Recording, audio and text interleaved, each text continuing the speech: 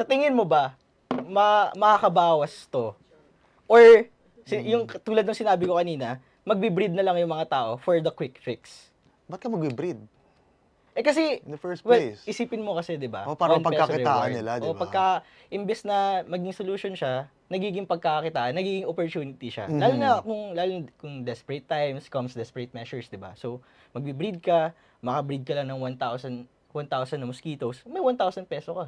Tapos, doon na magsisimula yung farm mo, may mosquito farm ka na. Tapos, bigay ka lang ng bigay. Di ba? So, parang, mahirap eh. Hindi mo na-address yung main point ng issue, which is yung breeding ng mosquitoes. I think kasama naman kasi diba pati larva, may piso rin. Kapag nakita ka ng mga kitikite, itapon mo. Or wag mo itatapon pala kasi ibibigay mo sa barangay, diba? Sayang yung piso mo. Oo. Siguro mag-breed ka lang, pero wag mo nang palaguin into a full-grown adult mosquito. Pero hindi.